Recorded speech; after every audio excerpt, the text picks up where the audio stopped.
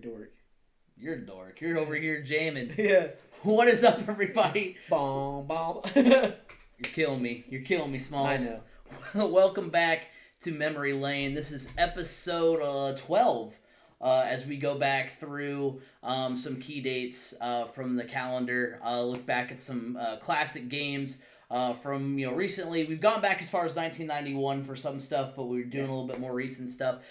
Since it is the MLB postseason, we are going back through one that's super memorable for Ben and I as Cubs fans, 2016. Last episode, we watched the Cubs clinch in Game 4 of the NLDS against the Dodgers, or against the Giants. Yeah. Now they're playing the Dodgers in the NLCS. It's Game 6. They've got a 3-2 lead. But Kershaw is on the mound trying to force a Game 7. And Kershaw, he had already had a good start at least. I don't know if he had 2 starts before this game, but he did have a great couple of games in this series, and always a tough pitcher to hit. It is. He's just one of those players, and we had just talked about, how Chapman, when you hear his name, he comes up. Same thing with Kershaw. And I know he's got a couple of rough postseason games, but for the most part, he's... Oh yeah, we'll definitely talk about his postseason stuff, as we go along in the episode. But yeah, I mean, Joey Votto said it best. He's got like 4 batting stances. You talking about the first 3, and he's like the 4th one is Kershaw, and he's like super choked up on the bat. So so big game here. If Cubs win, they go to the World Series. If not, it's Game 7. So let's go ahead and hop into it here. We're going to start in the bottom of the first inning.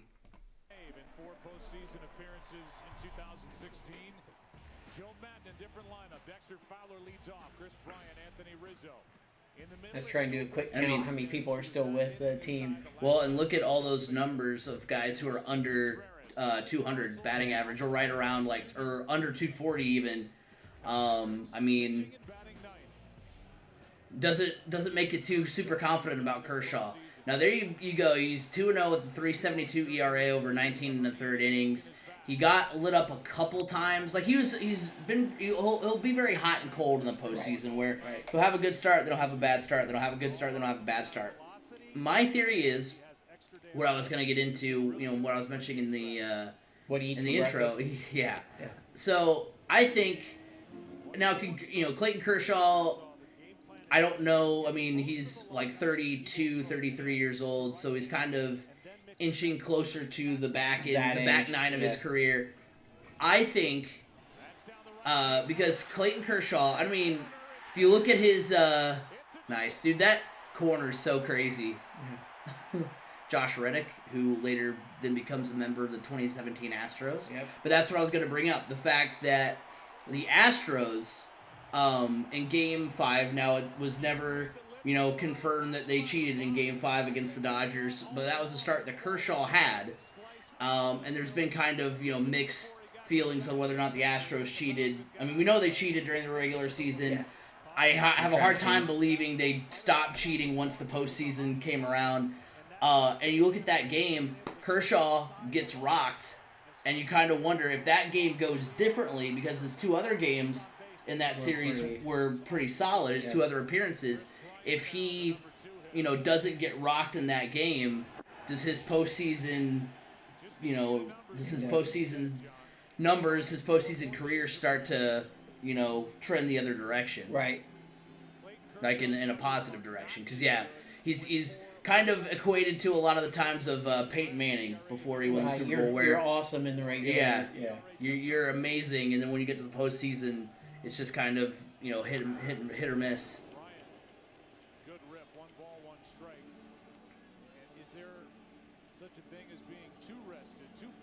And then he was hurt for a little bit. Yeah. Coupled with you got to win to keep your team alive in the series. I think he's going to be very aggressive with the fastballs we've seen right now.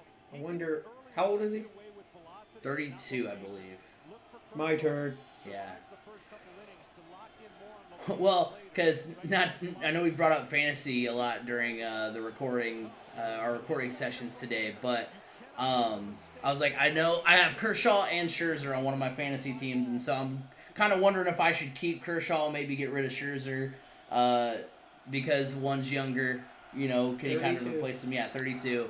So I've been looking at looking a little bit into the age. He debuted, what was this, 2007, I think was his debut. Close. 8. Okay, 2008. That's insane. Like man. He and Verlander, I think, are the two most recent pitchers who have like won MVP and Cy Young like in the same season. Verlander in 11 and Kershaw in 14. I think Kershaw's won like 2 MVP awards if I'm thinking correctly. But you're not thinking correctly. Probably not. Clayton Kershaw, I mentioned, he'll be thinking more 7-8 innings. His counterpart's only thinking 5 inning at a time. This is a guy that has to get through the lineup 3 times for the Dodgers to be successful tonight.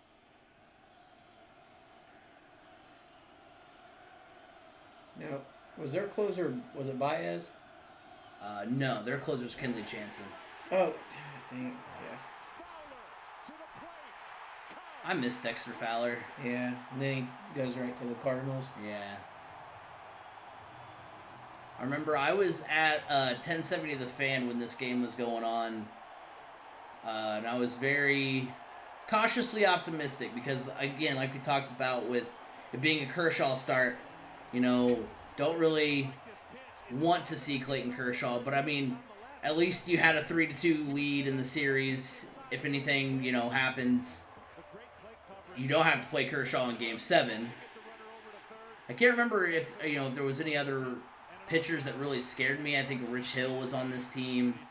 I mean, Jansen was. I mean, Jansen's good, but I mean, wasn't he like the saves leader? Something like that. Yeah, he's always been one of the top guys. Why did I say Baez? Pedro Baez is their setup. one of the setup guys typically.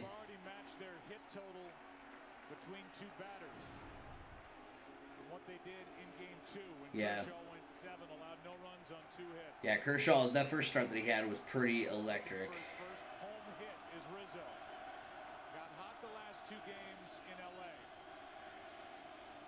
Yeah, their other pitchers, nobody really scared you too much. I mean, Rich Hill, Scott Kazmir, Kenta Maeda, Brandon McCarthy, Ross Stripling, Alex Wood. Yeah. So, like, this was the game you had to get through, and so thank goodness if you're a Cubs fan, you had a 3-2 leagues. If you make it through this game, you're significantly more optimistic about Game 7. But then again, anything can happen in a Game 7.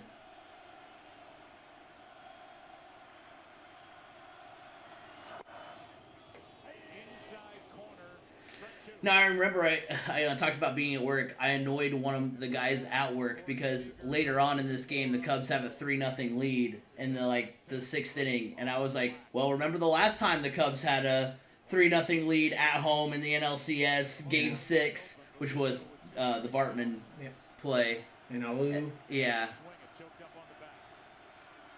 By the way, Rizzo's one of my favorite at-bats. Yeah. Just his stance. Oh, yeah.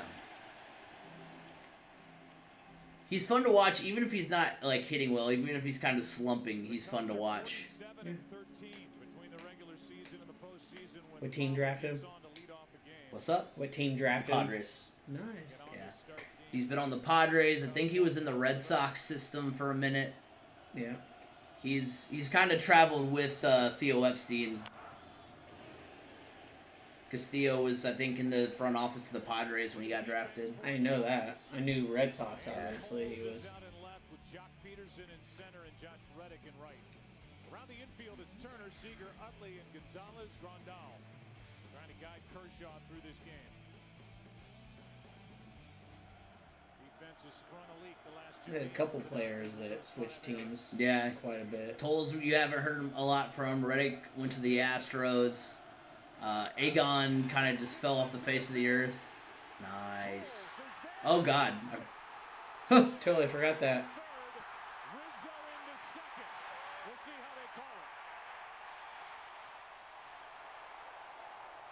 Yeah, and that was the best part. You got people. I mean, people of all ages watch all kinds of sports, but just with the struggles that Cubs have had. Now you got, I'm 100 years old, and last time I. Well, I mean, people literally lived and died. If you were born in Well, I mean, for instance, my grandpa was born in 1910, died in 2006. Never saw. I mean, I don't think he was. I don't know what baseball team he was a fan of because he died before I was as big of a fan as I am of baseball now. But yeah, I was like, I'm sure. I mean, he's from around here, so I'm sure he was like Reds or you know. Well, here's the crazy thought I just thought of. So, back in like the 20s and stuff. My grandpa grew up in Tifton. This is all like just random nonsense I'm thinking of. I was like, because that's around the time that Muncie actually did have a baseball team. Yeah, the Muncie Fruit Jars, and they had the Muncie Reds, who were a member of the XFL. Yeah, who were actually like affiliated with the Cincinnati Reds. So that's what I was gonna say. I bet my grandpa was a Reds fan, but that's beside the point. You know, it's crazy to think that he the Cubs literally never won a title is what I'm getting at. Like, and he lived to be 96. So. These are the moments in games like this you never want to look back and say we had him on the ropes, we had 2 or 3 runs. You cannot depend on the next guy knocking him in. Zobrist only was hitting 182 in this series, which is pretty crazy. Hey, and this is how I was gonna say this is how baseball works. You have half your lineup hitting below 200 or below 240. You're going against Kershaw, and so you're expecting not to have a great time, and you end up scratching across 2 runs before they can record an out. We're going to actually skip ahead a little bit because they only scored 2 in this inning, and I wanted to also watch Hendricks pitch because Hendricks was electric. The professor? Yeah. So we'll skip ahead a little bit. Because this first inning took a long time. And tonight's telecast is sponsored by T-Mobile One. Welcome to Unlimited Baseball. And by Taco Bell. Sometimes you gotta live. Yeah, Hendricks was electric in this game. Adrian Gonzalez leads off. So I wanted to watch the bottom of the first where they really kind of took charge early. Because then they only had a couple of 1-run innings the rest of the game.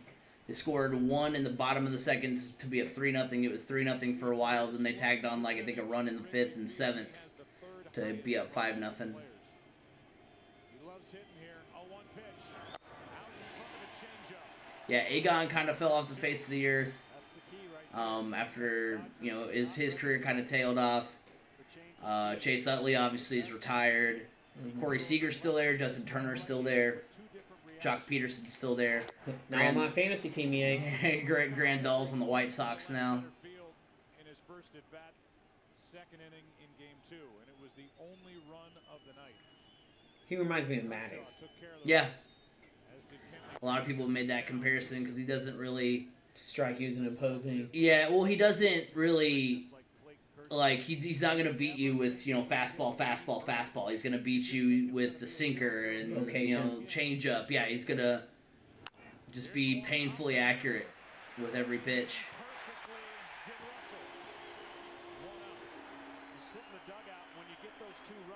And through an inning and a third, he's only thrown 14 pitches, whereas Kershaw took him 30 pitches to get through the first inning.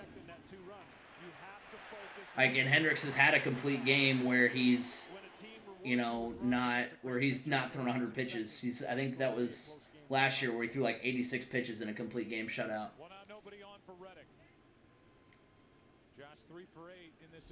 My turn, by the way. I was looking up what's going on with him because I can't remember. Russell. Yeah, was he out just the whole season? Did he sign with? No, he was over in like.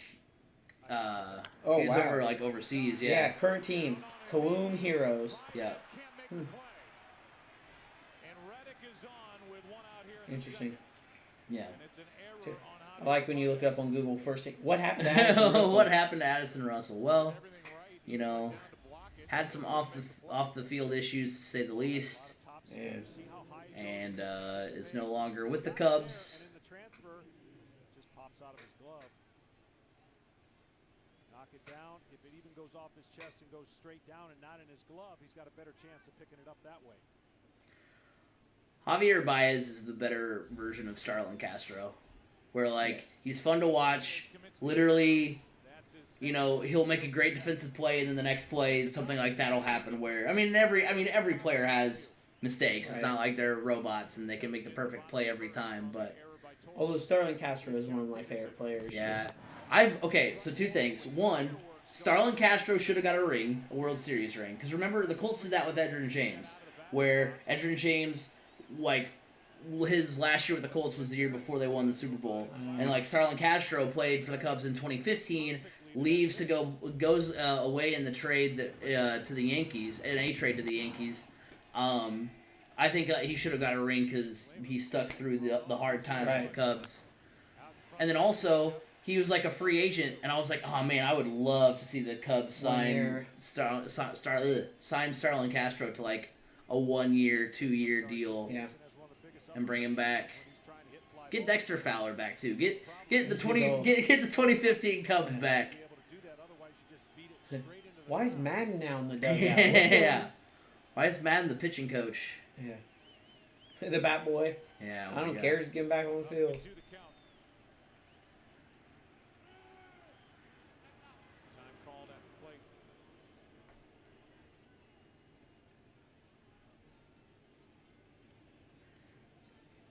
Kershaw's like, I'm gonna go away now. Peace and quiet. Yeah. It's like, I just kind of want to go away. This is going the way it's typically gone for me in the postseason.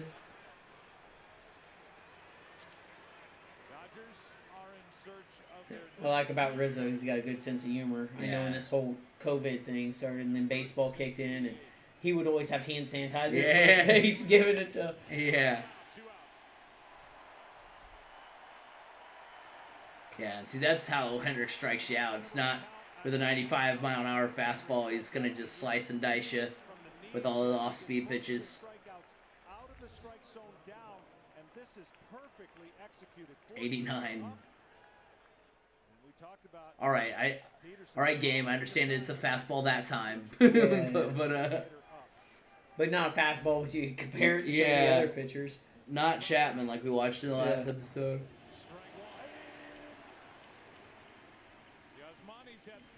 Swing in this series, and that was the 2-run shot he hit off Jake Arrieta in Game 3. Made a 1-0 game, a 3-0 game, and the Dodgers were in charge. Good block by Contreras.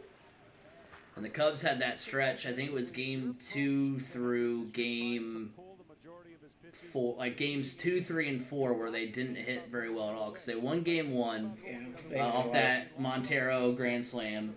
And I think they lost Game 2 to Kershaw. I think they lost Game 3 and 4. Were they down 3-1? I know one of the games in Dodger Stadium, they crushed it and won like 11-0 or something like that. Yeah, they had a really bad stretch of not being able to hit the ball really in this series. Oh, wow. Yeah. That's something that would get the crowd pumped just because. I won't say. I mean, it's harder to do. The Cubs over the last few years have had just some of the best pickoffs, and this is. I mean, they've done it several times in the postseason. I know they did it earlier in this postseason against the Giants. They did it against the Nationals in the game a few years ago, in Game 5 of the DS. All right, so we're gonna skip forward now to the last play here, or the final out. I'll try to find it. Yeah, right there. Yeah. Oh, this may literally be right. Oh, no, it's not.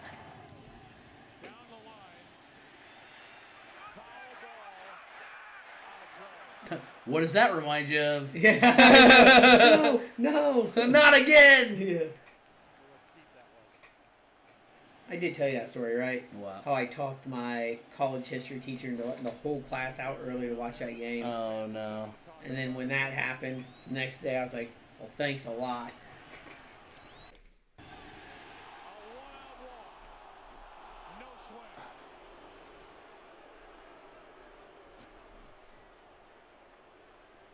Okay, so not too far away from the final outs. Low side.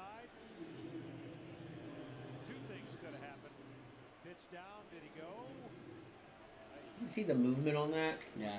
And 103 too. 103, and Ruiz checked his swing. Yasiel Puig will be the batter. Is that Ryan Stiles?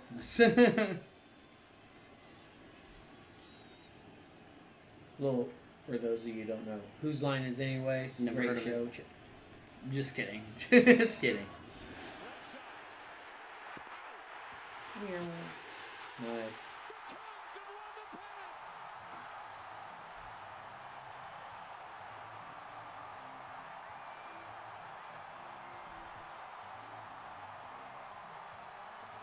I've got some goosebumps going on right now. I'm singing this song in my head. Yeah.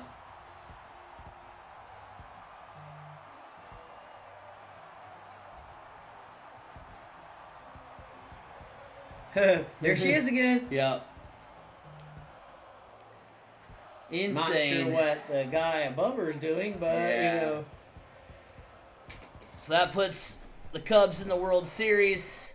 Obviously, they go on to face the Indians, and that's what we'll have next week on Memory Lane. The Game 7 against the Indians. An amazing postseason. Yeah, I mean, obviously this postseason run was great, but this win, I mean, one of the more, a game that really kind of, in my opinion, kind of this series against the Dodgers kind of showed me that they had a chance to possibly do something in the World Series because of the fact that, like, the pitchers they went against, the fact that, like, in Game 6 at a clinching game, I mean, you can say all you want about, the curses aren't real, whatever, but I mean, you're a Cubs fan for so long, how easily they breezed through this Game 6 where they, beat Kershaw, all that stuff. It really it really made you excited about what the World Series had to hold. Yes, and of course, when we do get to it the following week, I mean, you do have two teams. It wasn't just the Cubs, the Indians. Yeah. I mean, aren't they like the second, longest drought? Something like that. I knew at the time it was like 58 years for them. So the whole series just had a great feeling to it. Yeah. Well, next week we will have Game 7 of the World Series in 2016 for you. But until then, have a good week, everybody. Adios.